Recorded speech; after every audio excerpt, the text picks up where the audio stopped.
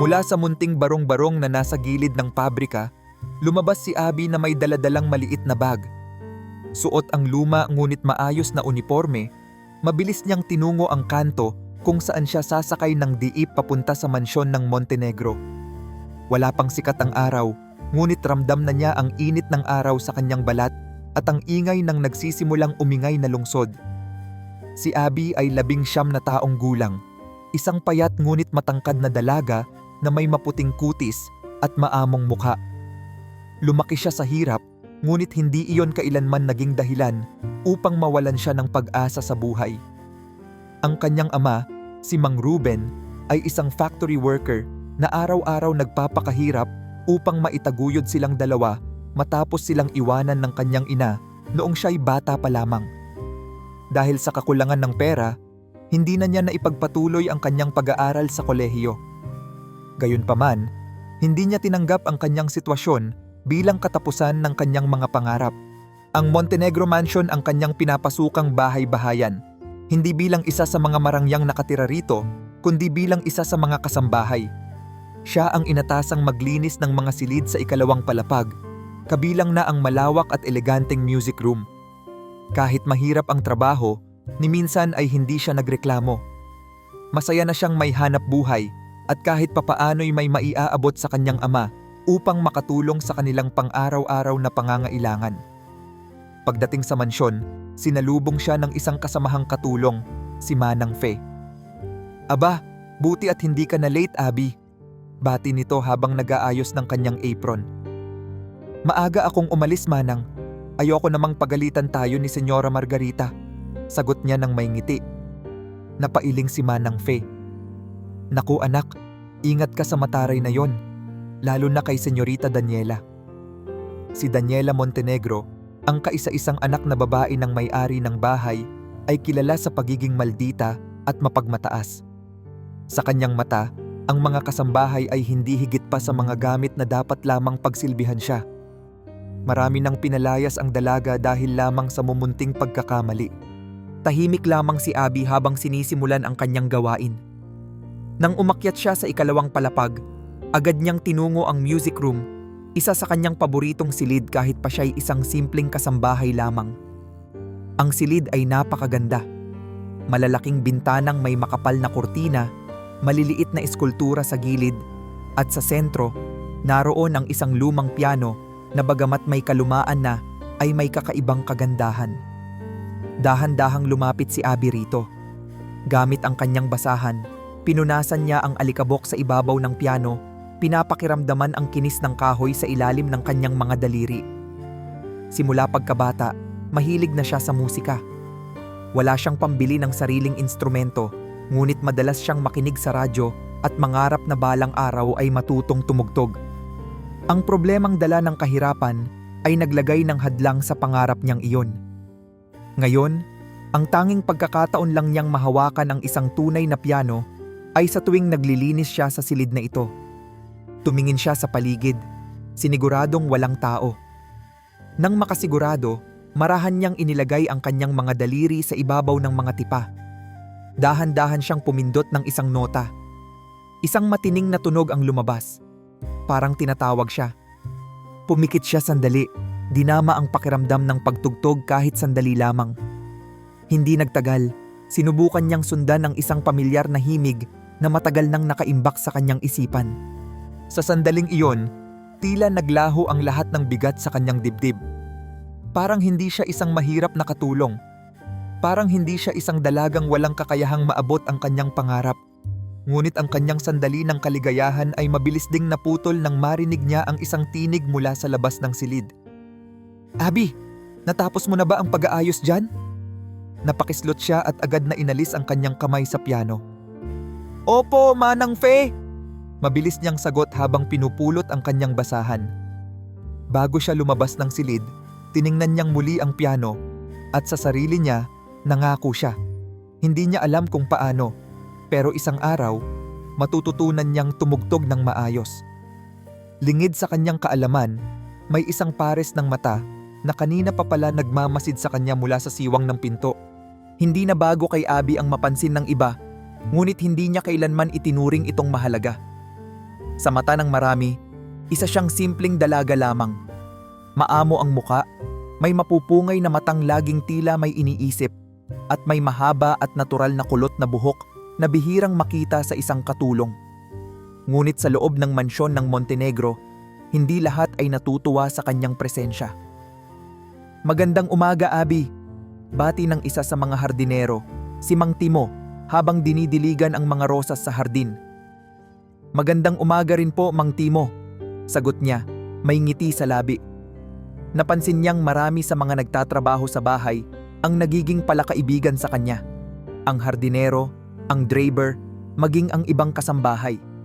Maging ang ilang bisita ng Montenegro Mansion, lalo na ang mga binatang may dugong mayaman, ay hindi maitanggi ang paghanga sa kanya. Minsan pa nga, may ilang nagtanong kung saan siya nagmula, iniisip na baka siya'y isang naliligaw na bisita. Ngunit para kay Daniela Montenegro, ang kaisa-isang anak na babae ng may-ari ng mansyon, ito ay isang insulto. Sanay si Daniela na siya ang sentro ng atensyon. Maganda, edukada, at mayaman, iyon ang kanyang mundo. Ngunit mula nang dumating si Abby sa mansyon, tila nagbago ang direksyon ng tingin ng maraming tao. Hindi man hayagan, ramdam niyang may kakaiba sa presensya ng dalaga. Hindi ito nagsasalita ng sobra, hindi rin ito nagmamayabang, pero para bang ang simpleng pagkilos nito ay sapat na upang umagaw ng pansin. Isang hapon, habang nakaupo si Daniela sa teras ng mansyon, napansin niyang nag-uusap si Abby at ang kanilang hardinero. Sa kabila ng init ng araw, mukhang walang kapaguran ang dalaga sa pagtatrabaho, ngunit sa kabila ng kanyang pawis at pagod, nanatili itong maaliwalas tingnan. Napangiwi si Daniela. "Ano bang meron sa babaeng yon?" bulong niya sa sarili. Sa sumunod na mga araw, naging halata ang kanyang pagkainis kay Abby. Sa bawat pagkakataong maaari niyang ipahiya ito, ginagawa niya.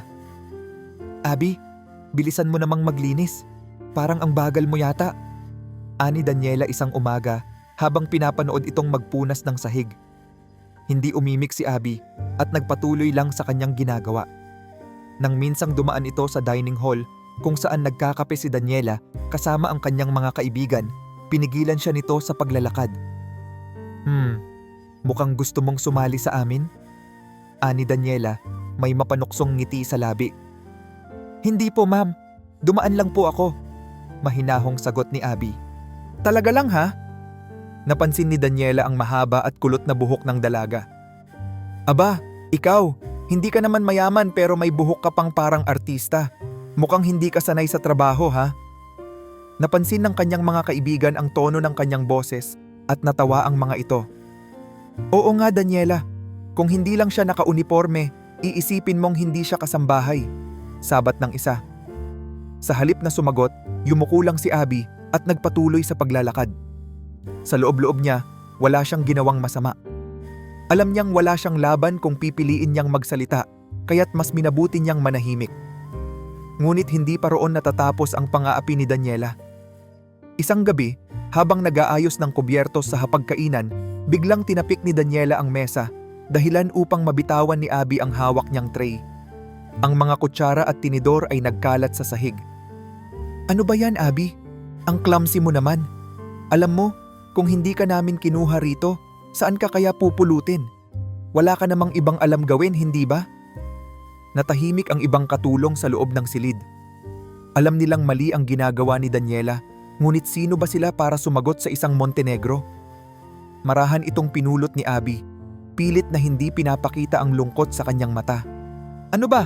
Hindi ka man lang ba magpapasalamat at binigyan ka namin ng trabaho?" Patuloy ni Daniela, tila natutuwa sa pananahimik ni Abby. Lumunok si Abby at mahinahong sumagot. "Nagpapasalamat po ako sa oportunidad, senyorita." Tumaas ang kilay ni Daniela. "Buti naman." Sa tuwing may pagkakataon, sinisigurado niyang ipapaalala kay Abby ang estado nito sa buhay, na isa lang siyang hamak na katulong, na hindi niya kailanman mararating ang mundo ng mga tulad nilang mayayaman. Ngunit kahit anong gawin ni Daniela, hindi man lang sumasagot si Abby. Hindi niya ito sinasagot pabalik, hindi siya nagtatangkang lumaban. Sa halip, patuloy siyang nagtatrabaho, patuloy siyang nagpupursigi, at patuloy na nagpapakita ng kababaang loob. At iyon ang lalong kinaiinisan ni Daniela. Sa isang pagkakataon, habang nagpapahinga si Abby sa hardin matapos ang maghapong trabaho, lumapit sa kanya ang isa sa kanilang kasamahan, si Teresa, na isa ring kasambahay. Abby, bakit hindi mo na lang kasi sinasagot si Senyorita Daniela? Lagi ka na lang inaapi, pero nananahimik ka lang. Ngumiti si Abby, kahit may bakas ng lungkot sa kanyang mata. Wala namang maidudulot ang pagsagot ko, Teresa. Mas lalo lang akong mahihirapan. Nakakainis lang kasi. Wala ka namang ginagawang masama pero ang tingin nila sa'yo parang ikaw ang kaaway nila. Wika ni Teresa, bumuntong hininga. Hayaan mo na, sagot ni Abby, nakatingin sa malalayong bituin. May mga bagay na hindi natin kayang kontrolin. Ang magagawa ko lang ay magpatuloy sa trabaho ko. Ngunit kahit anong gawin ni Abby, hindi matitinag si Daniela. At sa nalalapit na engranding party ng Montenegro Mansion, may isang plano itong iniisip. Isang paraan upang tuluyang ipahiya si Abby sa harap ng lahat at hindi na magtatagal bago mangyari iyon. Ang Montenegro Mansion ay tila isang palasyo ng liwanag at karangyaan ng gabing iyon. Ang malalawak na bulwagan ay pinalamutian ng mamahaling bulaklak, mga kristal na chandelier, at malalambot na alpombra na tila yaring ulap sa ilalim ng mga paa ng mayayamang bisita. Ang amoy ng mamahaling alak at mga gourmet na pagkain ay lumulutang sa hangin habang ang mga piling tao mula sa alta sosyedad ay nagkukumpulan sa iba't ibang sulok, nag-uusap, nagtatawanan at nilalasap ang marangyang kasayahan ng gabing iyon.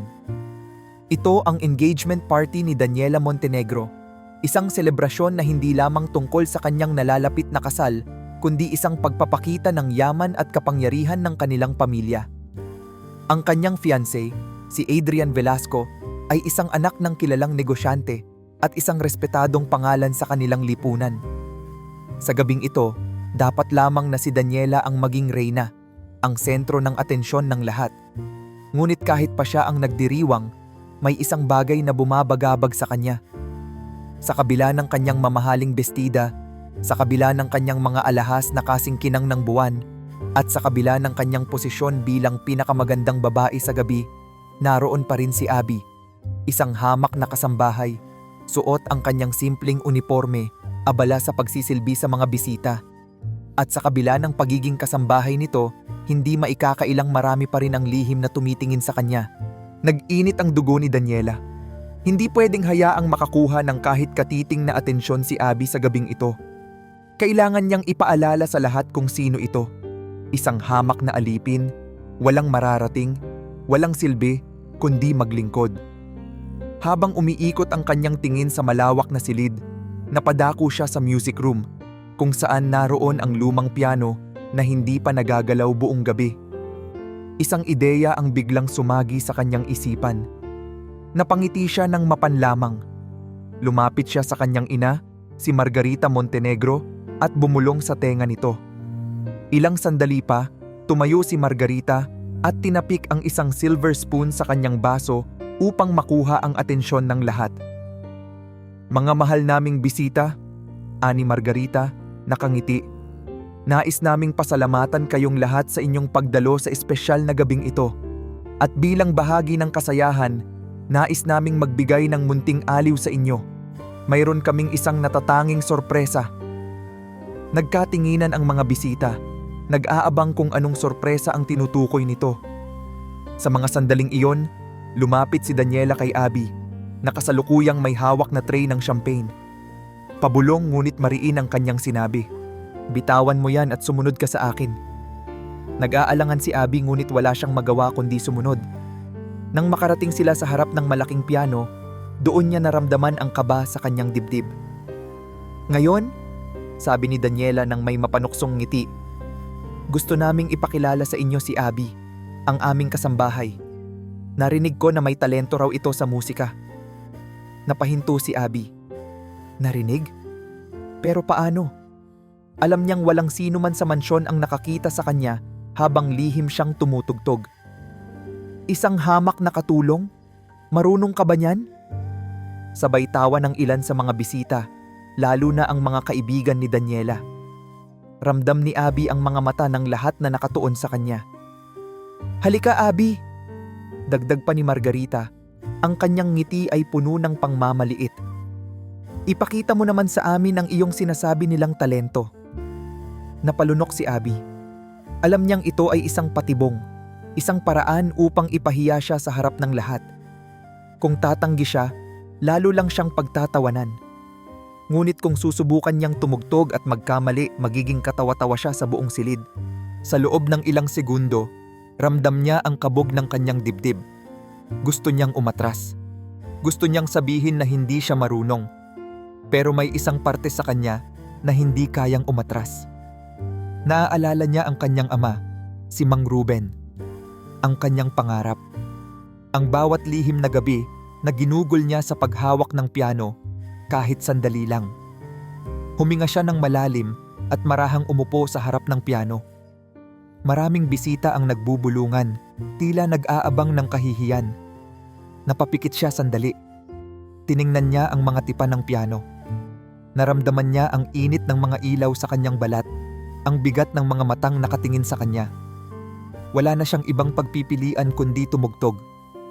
Marahan niyang inilagay ang kanyang mga daliri sa mga tipa. Sa una, nanginginig siya. Ngunit nang pindutin niya ang unang nota, tila may gumuhit na init sa kanyang katawan. Hindi na siya makakabalik. Sa gabing iyon, sa ilalim ng tingin ng mga mapanghusgang mata, isang himig ang nagsimulang bumuo ng kwento. Ang ingay ng tawanan at bulungan sa loob ng Montenegro Mansion ay biglang humupa nang tumama ang unang nota mula sa piano. Para bang isang mahiwagang alon ang bumalot sa silid, pinipilit ang lahat ng naroroon na manahimik. Ang mga kamay ni Abby ay nanginginig sa umpisa. Ang kanyang daliri ay bumabagsak sa mga tipa na may bahagyang pag-aalinlangan. Alam niyang ang bawat mata sa silid ay nakatutok sa kanya. Mga matang naghihintay ng kanyang pagkakamali. Mga labing handang tumawa sa kanyang kapahamakan. Ngunit sa sandaling iyon, hindi niya hinayaan ang takot na lamunin siya. Huminga siya ng malalim, ipinikit ang mga mata, at hinayaan ang kanyang mga daliri na gumalaw. Ang kanyang pagpindot sa mga tipa ay naging mas matibay, mas malinaw.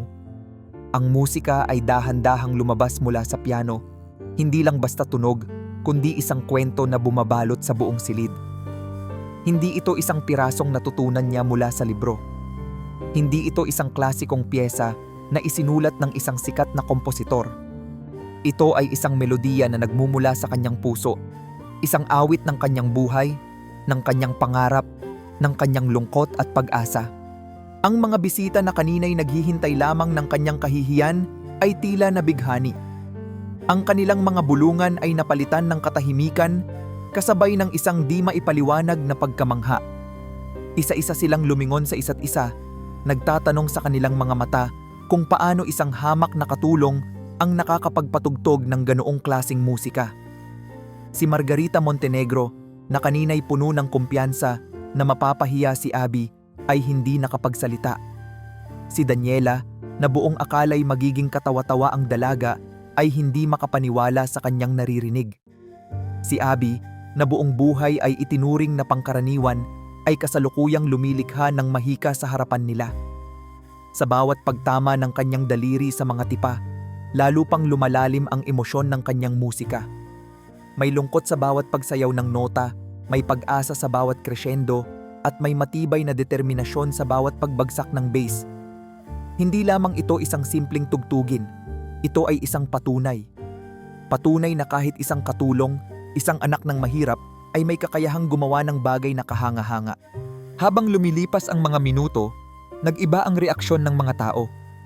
Ang ilan sa kanila ay napapikit, ninanamnam ang bawat himig.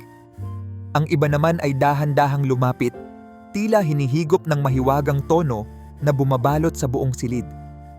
Maging ang ilan sa mga pinakamaimpluwensyang bisita ng gabi ay hindi maiwasang mapangiti, mahulog sa kakaibang damdamin na ibinibigay ng musika ni Abby. Hanggang sa marating niya ang huling nota, isang malambing na tunog na tila isang buntong hininga, isang paalam sa isang pangarap na matagal nang nakakulong sa loob ng kanyang puso. Pagkatapos ng huling tunog, Isang malalim na katahimikan ang bumalot sa buong bulwagan. Walang kahit isang nagsalita. Para bang natapos ang isang mahika at hindi pa nila alam kung paano ito tatanggapin. At pagkatapos, isang dahan-dahang pagpalakpak ang sumira sa katahimikan. 1, 2, 3. At bago pa man makapag-react si Abby, isang malakas na palakpakan ang bumalot sa buong silid. Hindi lang basta palakpak, isang papuri, isang pagbibigay-pugay.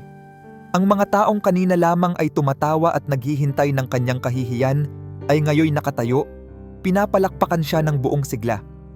Ang iba ay lumalapit pa sa kanya, gustong makilala siya ng mas mabuti. Isa sa mga taong humakbang palapit ay isang matandang lalaki na nakasuot ng itim na Amerikana. May mahahaba siyang daliri, mga matang puno ng karanasan, at isang ekspresyon na tila may nadiskubring hiyas sa gitna ng pangkaraniwan. Siya si Mr. Villarreal, isang sikat na talent manager na nakadiskubre na ng maraming kilalang artista at musikero sa bansa. Hindi siya ang tipong madaling mapahanga, pero sa gabing ito, hindi niya maiwasang lumapit kay Abby. "Iho," wika niya, bahagyang nakangiti. "Sino ang nagturo sa'yo?" Nanlaki ang mga mata ni Abby. Hindi niya alam kung paano sasagutin ang tanong. Wala po," sagot niya, bahagyang kinakabahan. "Ako lang po ang natutong tumugtog." Lalong lumalim ang ngiti ni Mr. Villarreal. "Isang ganitong talento? At wala kang formal training?" Nagtinginan ang mga bisita. May ilan na nagulat, may ilan na tila lalong namangha. Samantala, si Daniela at si Margarita ay hindi makapagsalita. Para bang hindi nila matanggap na ang kanilang pinagplanuhang ipahiya ay siya ngayong sentro ng atensyon. Habang si Abby ay nakatayo sa harap ng piano, pinapalibutan ng paghanga ng mga tao, hindi pa rin siya makapaniwala sa nangyayari. Kanina lamang, akala niya'y kahihiyan ang kahihinatnan ng gabing ito. Ngunit ngayon, isang bagong pintuan ang tila bumukas sa kanyang harapan. Pagkatapos ng engrandeng party, halos hindi pa rin makapaniwala si Abby sa mga nangyari. Habang naglilinis siya ng bulwagan kinabukasan, para pa ring bumabalik sa kanyang isip ang tunog ng kanyang sariling musika, ang palakpak ng mga bisita, at ang ekspresyon ng mga mukha nila. Hindi pangungutya, kundi paghanga. Isang bagay na hindi niya kailanman inakala na mararanasan niya. Nang matapos niyang punasan ang isa sa mga mesa, biglang lumapit sa kanya si Mr. Villarreal, ang kilalang talent manager na naging saksi sa kanyang hindi inaasahang pagtatanghal. Hindi niya akalaing babalik pa ito sa mansyon, lalo na para kausapin siya. "Abby, magiliw nitong bati, dahilan upang mapatingin sa kanila ang ilang kasambahay. Kanina pa kita hinahanap, maaari ba tayong mag-usap?" Saglit siyang nag-alinlangan ngunit tumango rin. Tinungo nila ang isang sulok ng malawak na hardin, malayo sa mata ng iba. Doon, diretso siyang tiningnan ng matanda. "Ikaw ba'y nagkaroon na ng formal na training sa pagtugtog?" tanong nito. Umiling si Abby. "Hindi po, natuto lang po akong mag-isa." Tila lalong namangha si Mr. Villarreal. "Isa kang bihirang talento, Abby. Hindi lang galing ang meron ka, kundi puso.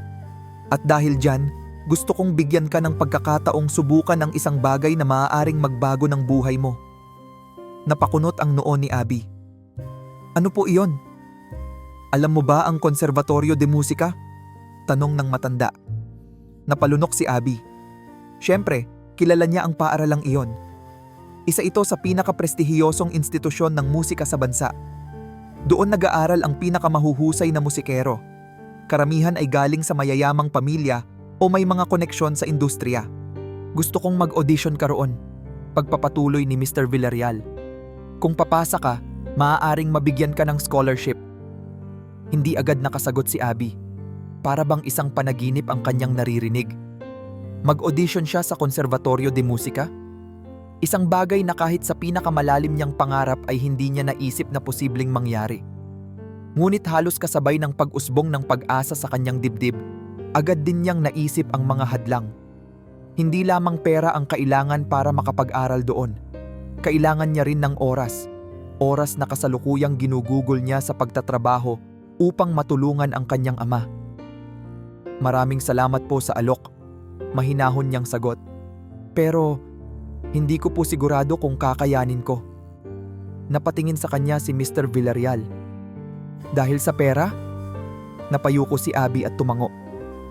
At saka po, hindi ko po alam kung paano ko isisingit ito sa trabaho ko rito. May pamilya po akong tinutulungan. Mabigat ang titig ng matanda sa kanya, pero may bahagyang ngiti itong ibinigay. Huwag mong hayaang takot ang pumigil sa'yo, Abby. Alam kong hindi ito madali, pero bibihira lang ang ganitong pagkakataon. Hindi ka ba kahit kaunti gustong subukan? Hindi nakasagot si Abby. Oo, gustong-gusto niyang subukan. Pero paano? Nang umuwi siya sa kanilang maliit na barong-barong, nadatnan niya ang kanyang amang si Mang Ruben na pagod na nakaupo sa kanilang lumang bangko. Nilapitan niya ito at iniabot ang isang basong tubig. Tahimik itong uminom, kita sa kanyang mga kamay ang pagod mula sa maghapong paggawa sa pabrika. Papa, mahinang sabi ni Abby, may gusto po sana akong sabihin sa inyo. Inilahad niya rito ang alok ni Mr. Villarreal, ang posibilidad ng audition, ang pangarap na hindi pa niya kailanman nasabi sa kanyang ama. Tahimik lang si Mang Ruben habang nakikinig, ngunit kita sa kanyang muka ang lalim ng iniisip. Anak, gusto mo ba talagang gawin ito? Tanong nito nang matapos siyang magsalita. Napatigil si Abby. Tiningnan niya ang kanyang ama at sa unang pagkakataon, hindi na niya itinago ang damdamin sa kanyang puso. Opo, Papa. Gustong-gusto ko po. Napangiti si Mang Ruben kahit halata ang pagod sa kanyang mga mata. Kung ganon, bakit hindi mo subukan? Nagulat si Abby. Pero Papa, paano po kayo? Kailangan ko pong magtrabaho para sa atin. Huwag mong isipin yon, anak, sagot ng kanyang ama. Mas gugustuhin kong makita kang hinahabol ang pangarap mo kaysa manatili sa parehong buhay na kinamulatan natin. Kakayanin ko. Mas magsisikap pa ako. Naiiyak si Abby. Hindi niya akalaing susuportahan siya ng kanyang ama sa ganitong paraan. Sa buong buhay niya, iniisip niyang ang tanging dapat niyang gawin ay ang tumulong, ang manatili sa kanyang responsibilidad. Pero ngayon, naririnig niya mismo mula sa kanyang ama na may karapatan din siyang mangarap. Sa gabing iyon, nagdesisyon siya. Kinabukasan, naglakad siya patungo sa opisina ni Mr. Villarreal sa downtown Manila. Kinakabahan siyang pumasok, ngunit nang makita siya ng matanda, napangiti ito, tila inaasahan na ang kanyang sagot. Handa ka na bang lumaban, Abby? Tanong nito. Tumango siya, kahit may kaba pa rin sa kanyang dibdib. Opo, ngunit hindi lahat ay natuwa sa desisyong ito. Nang mabalitaan ni Daniela ang tungkol sa audition ni Abby, hindi niya matanggap ang narinig. Hindi niya lubos maisip na ang inapi niyang katulong ay magkakaroon ng pagkakataong umangat. Hindi sapat na napahiya siya noong gabi ng party. Ngayon, mukhang gusto pang ipakita ni Abby na may mararating siya. Kung iniisip niyang makakatakas siya sa pagiging isang hamak na utusan, nagkakamali siya. Bulong ni Daniela habang nakaupo sa kanyang silid. Pinanood niya ang kanyang sariling refleksyon sa salamin. Maganda, mayaman, at sanay sa atensyon. Pero ngayong may isang Abby na tila lumalabas sa anino, hindi niya hahayaan itong umangat. Napangiti siya, isang mapanganib na ngiti. Hindi kita hahayaan, Abby. Hindi sa akin mangyayari ang ganitong kahihiyan. Sa kabila ng bagong pag-asa ni Abby, isang bagyo ang unti-unting namumuo sa kanyang daraanan. Sa unang pagkakataon, tinapak ni Abby ang loob ng Konservatorio de Musika, ang prestihiyosong paaralan ng musika kung saan nag-aaral ang pinakamahuhusay at pinakamaimpluwensyang estudyante sa bansa. Ang malalawak na pasilyo nito ay puno ng naglalakad na mga binatang may dalang violin cases, mga dalagang may hawak na sheet music, at mga propesor na pinagmamasdan ang kanilang mga estudyante habang nagpa-practice sa mga grand piano na nakahilera sa bawat sulok ng gusali. Napakalayo nito sa mundong kinagisnan niya. Dito, ang tunog ng kahirapan ay hindi maririnig at ang bawat hakbang ay may kasamang kumpiyansa. Isang bagay na hindi niya paganap na natututunang dalhin.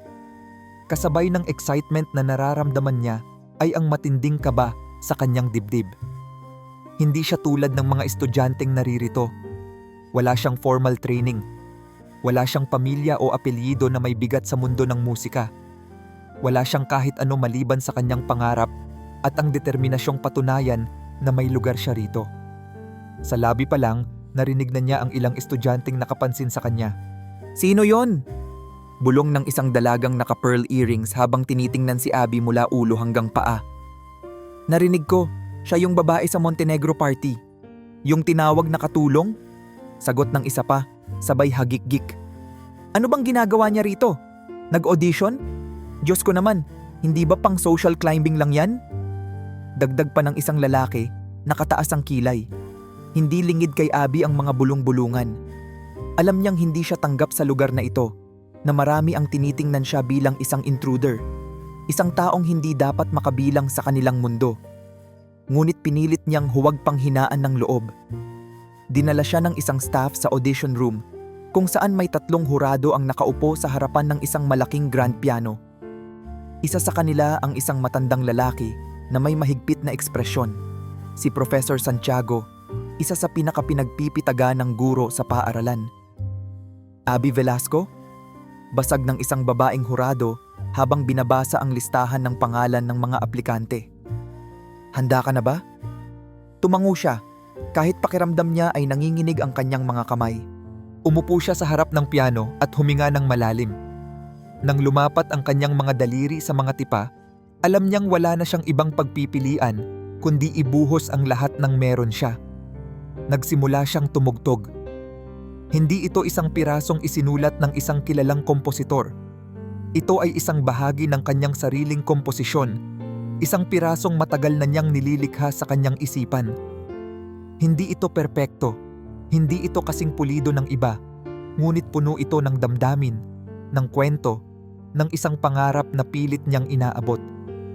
Tahimik ang silid nang matapos siya. Walang reaksyon mula sa 3 hurado.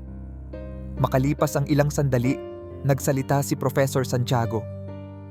Walang duda, mayroon kang likas na talento. Anya, nakatitig kay Abby. Ngunit halatang kulang ka sa tamang pagsasanay. Ang iyong teknik, ang iyong phrasing, lahat ay hilaw pa. Parang may mabigat na lumubog sa sikmura ni Abby. Alam na niya ito. Alam niyang hindi siya kasing galing ng mga sanay na sa ganitong larangan. Ngunit bago pa man tuluyang bumagsak ang kanyang pag-asa, nagpatuloy si Professor Santiago. Gayunpaman, bihira ang isang musikero na may ganitong klasing damdamin sa kanyang musika. Dugtong nito. Kung handa kang paghirapan ng bawat aral, handa akong bigyan ka ng pagkakataon. Nagtinginan ang 2 hurado, tila nagulat sa naging desisyon. Isang kondisyon, dagdag ng propesor. Magpapakita ka ng masigasig na pagsasanay. Kung mapapatunayan mong kaya mong humabol sa mga estudyante rito, bibigyan kita ng full scholarship. Namilog ang mga mata ni Abby. Hindi siya makapaniwala. Nagpigil siya ng luha at buong pusong tumango. Opo sir, gagawin ko po ang lahat. Sa labas ng audition room, may isang taong nakikinig sa buong usapan, si Daniela. Nang marinig niyang tinanggap si Abby, halos manlabo ang kanyang paningin sa galit. Hindi pa rin sapat ang pagkahiya niya noong party. Ngayon, mukhang tuluyan na ngang inaangat ng tadhana ang babaeng kinamumuhian niya. Naglakad siya palabas ng paaralan. Ang kanyang takong ay mariing tumatama sa marmol na sahig. Kung iniisip ni Abby na basta na lang niya maaabot ang pangarap niya ng walang balakid, nagkakamali siya. Dahil sa anumang paraan, hahanapan niya ng paraan upang sirain ito. Simula nang matanggap si Abby sa Konservatorio de Musika, lalong lumalim ang galit ni Daniela Montenegro. Hindi niya matanggap na ang isang dating kasambahay lamang sa kanilang mansyon ay ngayon ay may puwang sa prestihiyosong paaralan kung saan nag-aaral ang ilan sa pinakamayaman at pinakamahuhusay na musikero sa bansa. Ang dapat sana'y isang mahirap at hamak na babae ay ngayon ay tila nagkakaroon ng pangalan. At para kay Daniela, ito ay isang insulto sa kanyang pagkatao. Hindi siya papayag. Sa loob ng kanilang marangyang opisina sa Montenegro Industries, abala si Daniela sa paghahanap ng impormasyon tungkol kay Abby. Kung gusto niyang pabagsakin ito, kailangan niyang sirain ang reputasyon nito.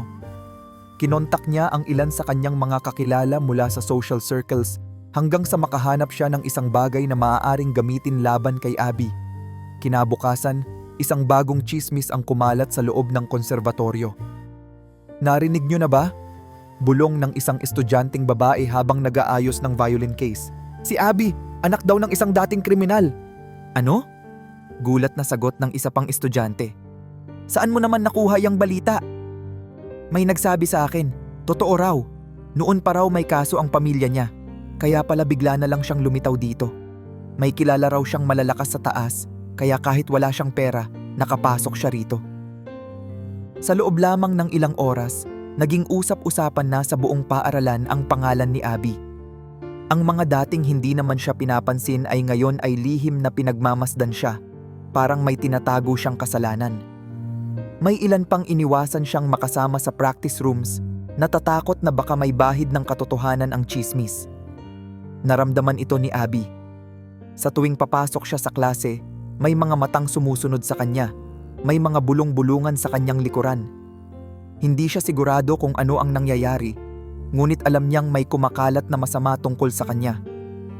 Isang hapon, habang naglalakad siya patungo sa music hall, bigla siyang hinarang ng isang grupo ng estudyante. Totoo ba ang sinasabi nila? Tanong ng isang lalaking may dalang violin, nakataas ang isang kilay. Na anak ka ng isang dating kriminal? Napakurap si Abby. Ano? Huwag ka nang magkunwari, sabi ng isang babae. Nakapamulsa at nakatingin sa kanya ng may panlilibak. Galing ka sa wala, hindi ka bagay dito. Ramdam niya ang pamumuo ng sakit sa kanyang dibdib, ngunit hindi siya nagpahalata. Hindi niya alam kung saan nanggaling ang tsismis, pero isang bagay lang ang sigurado siya. Isa itong kasinungalingan. Hindi siya sumagot, hindi siya lumaban. Sa halip, nagpatuloy lang siya sa paglalakad, kahit naramdam niya ang mga matang nanunuya sa kanya sa bawat hakbang. Sa kabilang banda, hindi lang tsismis ang plano ni Daniela. Alam niyang hindi sapat ang siraan si Abby. Kailangan niyang siguraduhin na ito ay tuluyang mabibigo. Sa pamamagitan ng kanyang impluwensya, nagawa niyang makipag-usap sa isa sa mga guro sa konserbatoryo, si Professor Lim, isang matandang mahigpit ngunit may kahinaan sa pera. Siguraduhin mong hindi siya makakapasa sa klase mo, malamig na sabi ni Daniela habang iniabot ang isang sobre sa matanda. Nag-alangan si Professor Lim, ngunit sa huli, kinuha rin nito ang sobre at marahang tumango. Walang problema, Senyorita Montenegro. Isang estudyanteng tulad niya ay hindi nararapat dito. Mula noon, naging mas mahirap para kay Abby ang bawat klase niya kay Professor Lim. Palagi siyang binibigyan ng pinakamahirap na piyesa upang tugtugin. Palaging pinupuna ang kanyang teknik, at kahit na tama ang ginagawa niya, palagi siyang binababa ang marka. Sa kabila ng lahat ng ito, may ilan pa ring nakakita sa totoong nangyayari.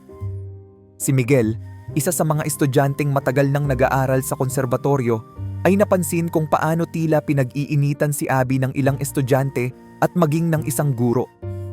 Isa rin siyang mayaman, ngunit hindi siya tulad ni Daniela. Mas pinahahalagahan niya ang talento kaysa sa pangalan. Isang araw, nilapitan niya si Abby habang ito ay nag-iisa sa music hall, tila nalulungkot. Naririnig ko ang sinasabi ng iba, sabi ni Miguel, na upo sa tabi niya. At alam kong hindi iyon totoo. Napatingin si Abby sa kanya, nagtataka. Hindi ka dapat nagpapaapekto sa kanila, patuloy nito. Alam mo bang noong una kitang marinig tumugtog, naisip kong may kakaiba sa'yo? Ang dami ng estudyante dito na sanay sa teknikalidad ng musika, pero kakaunti lang ang may tunay na damdamin sa pagtugtog. At ikaw, isa ka roon. Hindi alam ni Abby kung ano ang isasagot. Sa unang pagkakataon, may isang tao sa paaralan na hindi siya hinusgahan, hindi siya iniba. Mula noon, kahit hindi sila malapit, alam ni Abby na hindi siya nag-iisa. Kahit pa may mga taong gustong pabagsakin siya, may ilan ring nakikita ang tunay niyang halaga. Sa kabila ng tsismis, sa kabila ng pangmamaliit ng ilan, hindi siya tumigil. Mas lalo niyang pinagbuti ang kanyang pagsasanay. Mas lalo siyang nagpursige.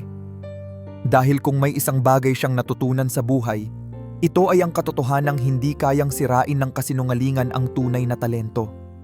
At kahit gaano pa kahirap ang kanyang paglalakbay, hindi siya basta-basta bibitaw. Dumaan ang mga linggo at unti-unting humupa ang tsismis laban kay Abby. Kahit pa maraming estudyante ang naniwala sa malisyosong balitang ipinakalat ni Daniela, mas marami ang nakakita kung gaano kaseryoso si Abby sa kanyang musika. Hindi siya sumagot sa mga paninira. Hindi siya lumaban gamit ang salita. Sa halip, ginamit niya ang kanyang talento bilang sagot sa lahat ng pangmamaliit. Ngunit hindi pa doon nagtatapos ang kanyang laban. Minsan, habang nasa music hall, narinig niya ang usapan ng ilan sa kanyang mga kaklase tungkol sa isang malaking kompetisyon, the Grand National Music Competition, isang prestihiyosong paligsahan kung saan ang sinumang manalo ay magkakaroon ng pagkakataong mag-aral sa ibang bansa, sa isa sa pinakamahuhusay na konservatory ng musika sa Europa. Napatigil si Abby. Isang pagkakataon upang lumabas sa mundong ito, upang ipakita na kaya niyang lumaban, at upang mapatunayan sa lahat, at higit sa lahat, sa kanyang sarili, na karapat-dapat siyang narito. Kinagabihan nagpaalam siya sa kanyang ama.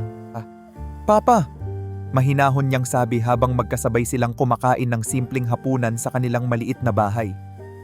"May isang kompetisyon po sa eskwelahan. Kung mananalo ako, maaari akong magkaroon ng scholarship para makapag-aral sa ibang bansa." Napatingin sa kanya si Mang Ruben. Kita sa mukha nito ang pag-aalala. "Anak, malaki ang kompetisyon na yan. Sigurado ka ba?" Tumango siya. "Opo, Papa. Alam kong mahirap, pero gusto kong subukan. Kung ito ang paraan para maabot ko ang pangarap ko, gagawin ko ang lahat." Napangiti si Mang Ruben, kahit alam niyang may pangamba sa kanyang puso. "Kung yan ang gusto mo, anak, susuportahan kita." At doon nagsimula ang matinding paghahanda ni Abby. Araw-araw siyang nagsasanay. Kapag wala siyang klase, nasa music hall siya, hinahasa ang bawat galaw ng kanyang daliri, inaaral ang bawat nota, sinasanay ang kanyang pandinig sa bawat piyesang kanyang gagamitin. Alam niyang hindi siya kasing husay ng iba pagdating sa teknikalidad, kaya mas lalo niyang pinagbuti ang kanyang emosyon sa pagtugtog, ang damdamin sa bawat piyesa, ang lalim ng kwento sa bawat nota. Alam niyang ito ang kanyang magiging sandata. Ngunit hindi lang siya ang nagmamasid sa kanyang ginagawa.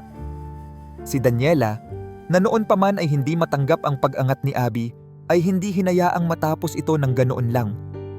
Alam niyang kung mananalo si Abby, tuluyan na itong makakaalis sa anino niya. Hindi na ito isang hamak na kasambahay, magiging isang tunay na musikero na kinikilala ng lahat. At hindi niya hahayaan iyon mangyari. Isang gabi bago ang kompetisyon, habang nasa loob ng kanyang silid si Abby, nakaupo siya sa tabi ng kanyang piano, binabalikan ang kanyang piyesa, isang orihinal na komposisyon na kanyang nilikha mula sa kanyang sariling kwento. Ito ang piyesang ginagamit niya sa ensayo, ang kanyang pinaghirapang tugtugin. Ngunit nang magising siya kinabukasan, may kakaibang bagay siyang napansin. Wala na ang kanyang piyesa. Binaliktad niya ang kanyang mga gamit, hinanap sa bawat sulok ng kanyang kwarto, ngunit hindi niya ito makita. Hindi niya maintindihan kung paano ito nawala. Sigurado siyang iniwan niya ito sa ibabaw ng piano bago siya natulog. Napanghina siya. Ito ang piyesang inaral niya ng matagal, ang tanging piyesang handa siyang ipanlaban. Paano na siya ngayon? Habang naguguluhan siya, isang masakit na realisasyon ang bumagsak sa kanya. May kumuha nito, at alam na niya kung sino. Hindi na kailangang mag-isip ng 2 beses. Alam niyang si Daniela lang ang may kakayahang gawin ito. Alam niyang mulat sa pool, gagawin nito ang lahat para sirain siya. Nang dumating siya sa venue ng kompetisyon, halos hindi niya maramdaman ang paligid. Nandoon ang iba pang mga kalahok, lahat ay mukhang handa at puno ng kumpiyansa. Ngunit siya, wala siyang piyesa, wala siyang plano. Naisip niyang sumuko. Ngunit sa gitna ng kanyang panghihina, naalala niya ang kanyang ama. Naalala niya ang kanyang pangako sa sarili, ang kanyang pangarap na matagal na niyang hinahabol. Hindi siya dumaan sa lahat ng ito upang lang umatras. Hindi siya papayag na matalo siya ng takot. Huminga siya ng malalim at ipinikit ang kanyang mga mata. Wala siyang piyesa, pero may natitira pa siyang isang bagay, ang kanyang puso at ang kanyang musika. Ang loob ng malaking concert hall ay puno ng katahimikan habang ang susunod na kalahok ay tinawag upang tumugtog. Abby Velasco, anunsyo ng MC. Mula sa gilid ng entablado, tumayo si Abby. Ramdam niya ang bigat ng sitwasyon. Wala siyang piyesa, wala siyang nakahandang tugtugin. Ngunit sa kabila nito, hindi siya pwedeng umatras. Lumakad siya patungo sa gitna at sa bawat hakbang, ramdam niya ang mga matang nakatuon sa kanya. Ilang estudyante mula sa konserbatoryo ang naroon, kabilang na sina Miguel at ilan pang nagtatanggol sa kanya. Ngunit hindi rin maikakaila ang presensya ni Daniela, nakaupo sa harap, nakataas ang baba, nakangiti ng mapanlait habang pinagmamasdan ang kanyang dating kasambahay na tila wala ng laban.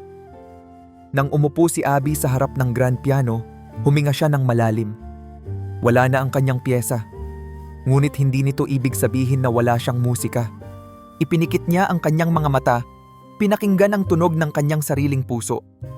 At sa unang pagdampi ng kanyang daliri sa mga tipa, isang kakaibang musika ang nagsimulang bumuo ng kwento.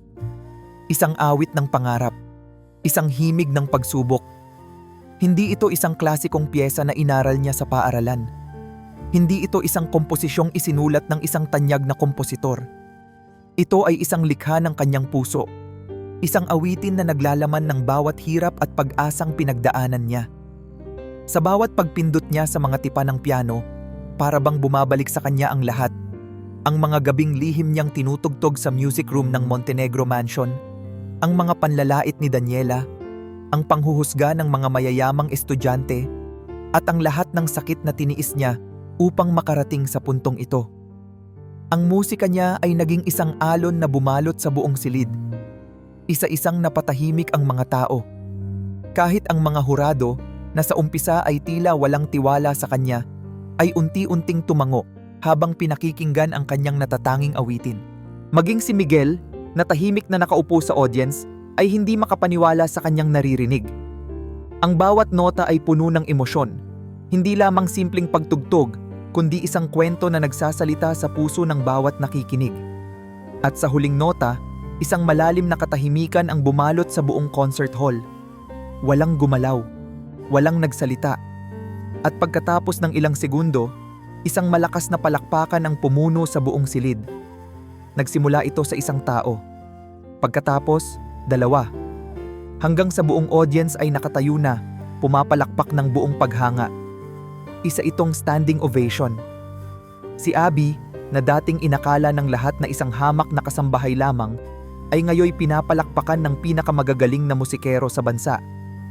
Sa gitna ng lahat ng ito, nanlaki ang mga mata ni Daniela. Hindi niya matanggap ang kanyang nakikita. Paano ito nangyari? Ginawa na niya ang lahat upang sirain si Abby, ngunit heto ito ngayon. Hindi lamang nakaligtas, kundi nagtagumpay pa. Sa likod ng concert hall, isang staff ang lumapit sa isa sa mga hurado at may ibinulong. May isa pang staff na nakalap ang ebidensya. Isang security footage na nagpapakita kung paano pinasok ni Daniela ang silid ni Abby upang kunin ang kanyang piyesa. Mabilis na kumalat ang balita. Isang estudyante ang lumapit kay Daniela at mahina ngunit mariing sinabi, "Nahuli ka na." Hindi na nakapagsalita si Daniela. Hindi siya makagalaw. Hindi niya akalaing magkakaroon ng ebidensya laban sa kanya. Hindi siya makapaniwalang sa kabila ng kanyang ginawa, si Abby pa rin ang nagwagi. Samantala, hindi alam ni Abby ang nangyayari sa likod ng mga bulungan. Tanging ang mainit na palakpak at ang mga papuring natatanggap niya ang kanyang nararamdaman. Isa sa mga hurado ang lumapit sa kanya. "Miss Velasco," wika ng isang matandang hurado na may mahigpit na ekspresyon ngunit may ngiti sa labi. "Hindi lang kami namangha sa iyong talento, kundi sa tapang mo sa harap ng pagsubok. Kaya bilang gantimpala, nais naming ipaalam sa iyo na nakatanggap ka ng full scholarship sa isang prestihiyosong music academy sa Europe." Napahawak si Abby sa kanyang dibdib. Hindi niya alam kung ano ang dapat maramdaman. Nangarap lang siyang manalo sa kompetisyon, ngunit heto siya ngayon, Inaalok ng isang pangarap na higit pa sa kanyang inaasahan. Ang kanyang mga mata ay napuno ng luha, ngunit sa pagkakataong ito ay luha ng tagumpay. Sa harapan ng lahat, tumingin siya sa itaas at inalala ang kanyang ama. "Papa, nagawa ko po." Sa gabing iyon, hindi lamang nanalo si Abby. Pinatunayan niya na ang talento at determinasyon ay higit pa sa yaman at kapangyarihan. At habang unti-unting bumabagsak ang mundo ng kanyang mga kaaway, siya naman ay tuluyang lumipad patungo sa kanyang pangarap. Halos 1 linggo matapos ang kompetisyon, bumalot ang isang eskandalo sa loob ng Konservatorio de Musika. Kumalat ang balita tungkol sa ginawang paninira ni Daniela Montenegro laban kay Abby, ang pagnanakaw ng piyesa, ang pagpapakalat ng maling tsismis, at ang pagtatangka nitong sirain ang reputasyon ng isang kapwa estudyante. Dahil sa ebidensyang nakuha mula sa security footage, walang ibang pagpipilian ang administrasyon ng paaralan kundi imbestigahan ang insidente. Sa harap ng board ng paaralan, nakaupo si Daniela, walang magawa kundi pakinggan ang hatol ng mga opisyal. "Miss Montenegro, ang Konservatorio de Musika ay isang paaralan para sa may talento at may dignidad. Ang ginawa mong paninira sa isang kapwa estudyante ay hindi lamang labag sa ating mga alituntunin, kundi isang patunay ng kakulangan mo ng respeto sa musika at sa sining." Nakahawak si Daniela sa kanyang upuan, nanginginig ang kanyang kamay. Alam niyang wala na siyang lusot. Sa bisa ng desisyon ng board, ikaw ay formal na inaalis sa paaralang ito. Nagkatinginan ang mga estudyanteng naroroon upang saksihan ang desisyon. Marami sa kanila ang dati niyang kaibigan, ngunit ngayon ay walang isa man ang lumapit upang ipagtanggol siya. Maging ang kanyang ina, si Margarita Montenegro, ay hindi nakadalo upang suportahan siya. Nang marinig ang hatol, hindi na nakapagsalita si Daniela. Hindi siya makagalaw, hindi makapaniwala na ang lahat ng kanyang pinaghirapan ay biglang nawala. Dati, siya ang reyna ng paaralan, ang pinakatinitingalang estudyante. Ngunit ngayon, siya ay isa na lamang walang saysay na pangalan sa isang eskandalo. Umalis siya sa paaralan na walang bitbit kundi kahihiyan. Ngunit hindi pa roon nagtatapos ang pagbagsak ng pamilya Montenegro. Habang si Daniela ay abala sa sariling pagdurusa, si Margarita naman ay may mas malaking problema, ang pagbagsak ng kanilang negosyo. Sa loob ng Montenegro Corporation, isang emergency meeting ang ginaganap sa loob ng conference room. Ang ilan sa pinakamataas na executives ay naroon, nakaupo, habang si Margarita ay tahimik na nakikinig sa mga balita tungkol sa kanilang kumpanya. "Senyora," nagsalita ang isa sa mga financial advisors, halatang hindi sigurado kung paano ibabalita ang masamang balita. "May lumabas pong mga anomalya sa inyong kumpanya. Ilang investors natin ang biglang nag-pull out at may mga kasong inihain laban sa Montenegro Corporation." "Hindi pwedeng mangyari ito!" sigaw ni Margarita, hindi makapaniwala sa kanyang naririnig. "Pasensya na po ma'am, pero may ebidensya ng money laundering at tax evasion ang ilang departamento ng inyong kumpanya. Ilang taon na pong iniimbestigahan ito ng gobyerno at ngayon po, inilalabas na nila ang resulta." Para bang bumagsak ang mundo ni Margarita sa kanyang kinauupuan. Hindi niya alam kung paano ito nangyari, ngunit alam niya na hindi na niya ito matatakasan. Sa loob lamang ng 1 buwan, bumagsak ang Montenegro Corporation. Ang kanilang mga negosyo ay nagkandahulog isa-isa, ang kanilang mga ari-arian ay nareposes ng bangko, at ang kanilang dating marangyang pamumuhay ay biglang naglahong parang bula. At ang pinakamalaking dagok sa kanila, dahil sa lumalaking utang at mga kasong kinakaharap, napilitan silang ibenta ang Montenegro Mansion, ang tahanang minahal at ipinagmalaki nila ng maraming taon. Sa huling pagkakataon, tumayo si Margarita sa loob ng kanyang dating tahanan. Pinagmamasdan ang maluluwang na bulwagan, ang mga chandeliers, at ang hagdanang minsan niyang tinapakan ng may kayabangan. Pero ngayon, wala nang natira sa kanilang pamilya. Sa labas ng gate, nakatayo si Daniela. Pinapanood ang mga movers na inaalis ang kanilang mga gamit. Hindi siya makapagsalita. Hindi niya maipaliwanag ang bigat sa kanyang dibdib. Nang tumingin siya sa kanyang ina, nakita niya ang isang bagay na hindi niya inakalang makikita. Ang unang beses na nakita niyang nasira at walang kapangyarihan ang isang Montenegro. Habang bumabagsak ang mundo ng mga dating umapi sa kanya, si Abby naman ay patuloy na umaangat. Matapos niyang manalo sa kompetisyon, agad niyang tinanggap ang alok na full scholarship sa isang prestihiyosong music academy sa Europe. Ito ang pangarap na minsan ay tila imposibleng maabot, ngunit ngayon ay nasa kanyang mga kamay na.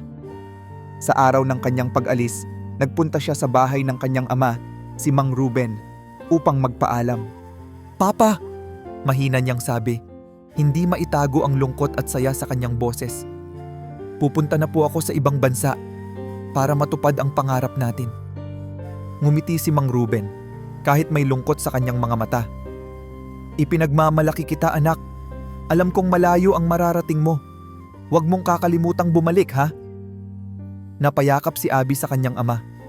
Hindi naging madali ang kanyang daan patungo sa tagumpay.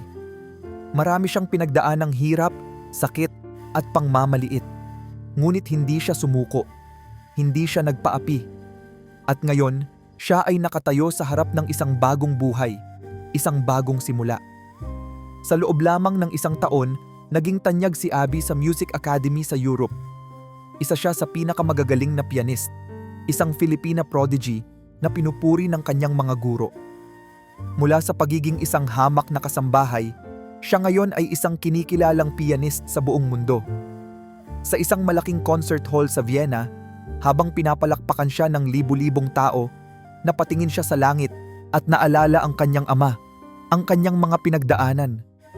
At sa kanyang puso, alam niya, ito ang tagumpay na hindi lang para sa kanya, kundi para sa lahat ng mga taong nangarap kahit sa gitna ng hirap.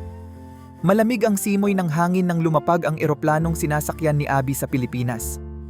Ilang taon din ang lumipas mula nang lisanin niya ang bansa upang pagtuunan ng pansin ang kanyang pag-aaral sa prestihiyosong Music Academy sa Europe.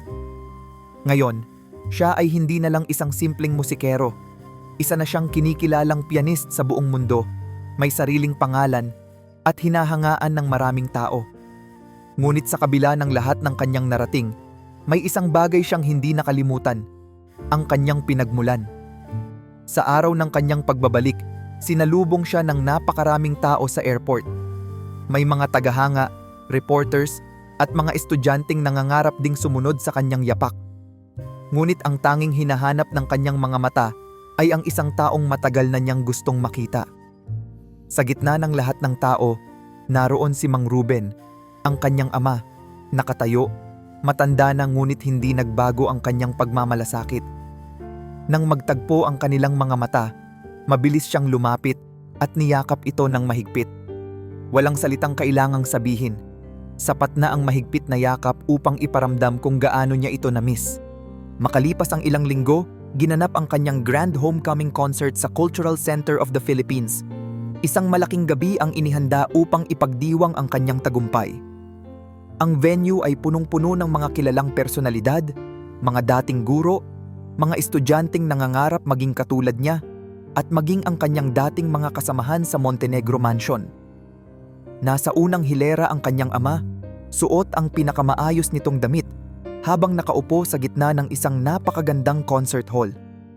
Sa bawat hakbang ni Abby papunta sa entablado, ramdam niya ang init ng suporta ng mga taong naroon upang saksihan ang kanyang pagbabalik.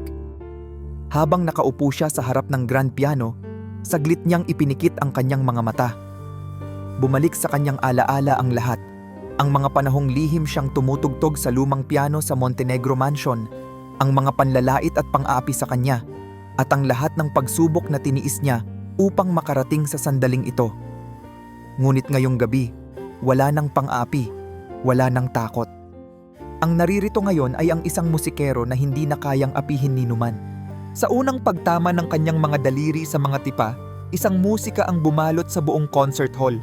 Isang piyesang hindi mula sa ibang composer, kundi mula sa kanya mismo. Isang obra maestra na sumasalamin sa lahat ng pinagdaanan niya. Ang bawat nota ay puno ng emosyon, puno ng kwento, puno ng sakit at tagumpay. Hindi lang ito basta isang tugtog. Ito ay isang patunay na ang isang dating hamak na kasambahay ay maaaring maging isang bituin sa entablado. Habang umaalingaw-ngaw ang kanyang musika sa buong silid, walang ibang narinig ang mga tao kundi ang dalisay na damdamin sa kanyang tugtog. Maging ang mga taong minsang hindi naniwala sa kanya ay hindi na iwasang mapahanga. Nang tumigil ang huling nota, ilang segundong katahimikan ang bumalot sa buong venue. At bago pa man niya maialis ang kanyang mga kamay sa piano, isang malakas na palakpakan ang pumuno sa buong silid. Isa-isa, ang mga tao ay tumayo, nagbigay pugay sa kanyang talento. Sa gitna ng ingay ng palakpakan, nakita niyang umiiyak ang kanyang ama, hindi sa lungkot kundi sa labis na kasiyahan. Napangiti siya. Alam niyang sa gabing ito, hindi lang siya ang nagtagumpay kundi pati ang kanyang ama na mula pa noong una ay naniwala sa kanya. Sa kabila ng kanyang pagtitiis, lahat ng sakripisyo at paghihirap ay nagbunga. Ngunit sa madilim na bahagi ng concert hall, may dalawang taong tahimik na nakaupo, pinagmamasdan ang lahat ng nangyayari, si Daniela at Margarita Montenegro. Kung noon ay sila ang pinakamakapangyarihan sa lahat, ngayon ay wala na silang anumang impluwensya. Wala na silang kayamanan, wala na silang kapangyarihan, at wala na silang kahit sinong nakatingala sa kanila. Wala na ang Montenegro Mansion, wala na ang kanilang negosyo, at higit sa lahat, wala na ang reputasyong matagal nilang inalagaan. Habang pinapanood ni Daniela si Abby sa entablado, isang matalim na sakit ang lumukob sa kanyang puso. Hindi niya kayang ipagkaila ang katotohanan. Siya ang natalo. Lahat ng kanyang ginawa upang sirain si Abby ay nauwi sa wala. Habang siya ngayon ay walang-wala, si Abby naman ay nasa rurok ng tagumpay. Maging si Margarita ay hindi na nakapagsalita. Sa loob ng maraming taon, pinaniwala niya ang sarili niyang sila ang pinakamataas, ang pinakamakapangyarihan. Ngunit ngayon, wala siyang magawa kundi tanggapin na ang mundo ay umiikot. At sa pagkakataong ito, sila ang iniwan sa dilim. Habang patuloy ang palakpakan, tumayo si Abby mula sa kanyang kinauupuan at lumapit sa kanyang ama.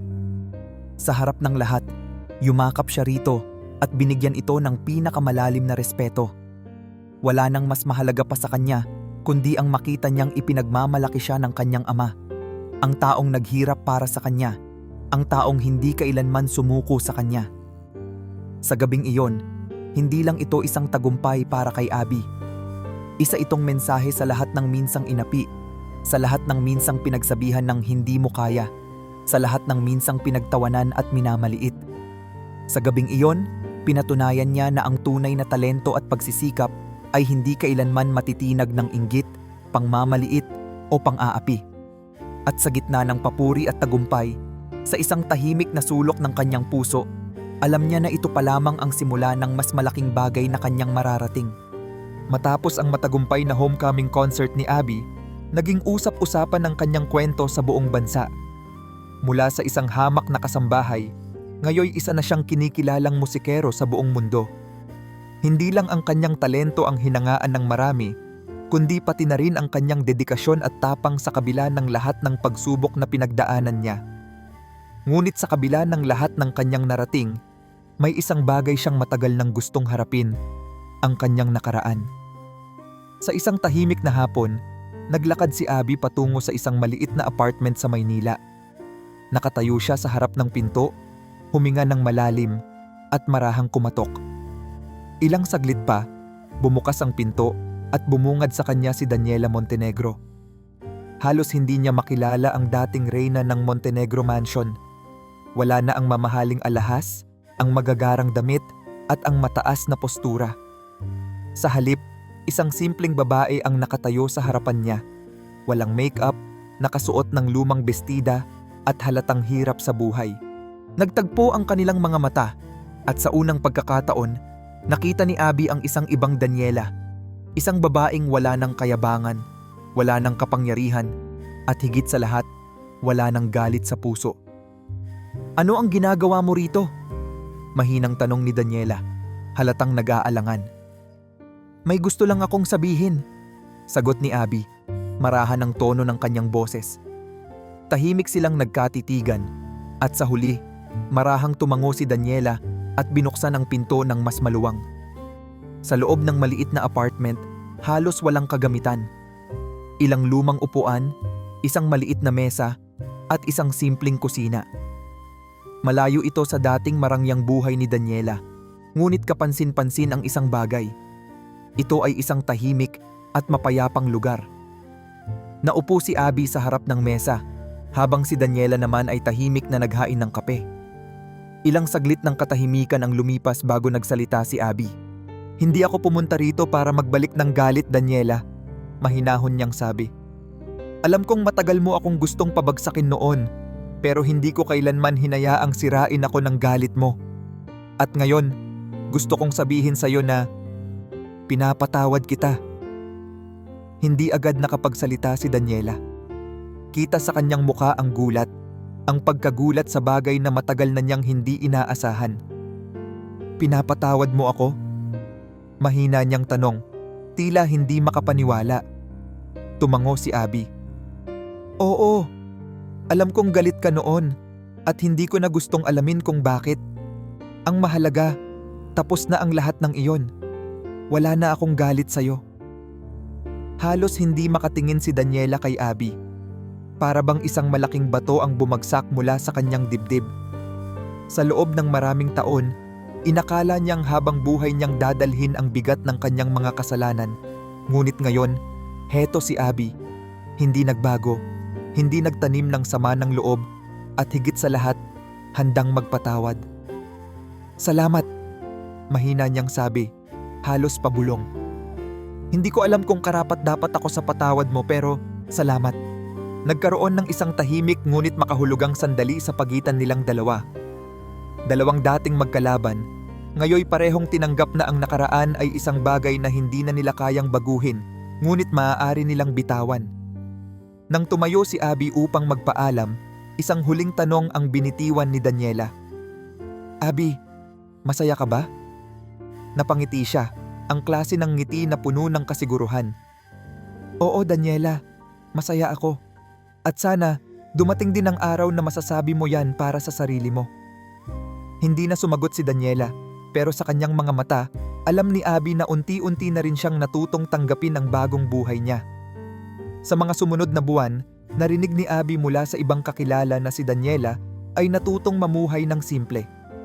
Nakahanap siya ng trabaho sa isang maliit na opisina, at sa unang pagkakataon sa kanyang buhay, natutunan niyang kumayod para sa sarili niya. Hindi na siya ang babaeng umaasa sa kayamanan at pangalan. Siya na ngayon ay isang ordinaryong mamamayan na natutong mamuhay ng payapa. Samantala, ang dating Montenegro Mansion, na minsang naging simbolo ng kayamanan at kapangyarihan, ay napunta na sa bagong may-ari. Wala na ang dating kinang nito, wala na ang dating kataas-taasang pamilya na nakatira roon. Para bang ang lahat ng kasaysayang bumalot dito ay tinangay na ng hangin. Ngunit si Abby, sa kabila ng lahat, ay hindi na natili sa nakaraan. Sa halip na sayangin ang kanyang panahon sa galit o paghihiganti, ginamit niya ang kanyang tagumpay upang tumulong sa iba. Sa tulong ng kanyang scholarship at mga taga-suporta, nagbukas siya ng isang music foundation para sa mga batang mahihirap na may talento sa musika ngunit walang kakayahang mag-aral. Nakita niya ang kanyang sarili sa bawat batang pumapasok sa kanyang paaralan. Mga musikerong may pangarap ngunit walang pagkakataon. At sa bawat estudyanteng kanyang tinutulungan, mas lalo niyang nadarama ang halaga ng kanyang musika. Ang kanyang kwento ay naging inspirasyon sa marami.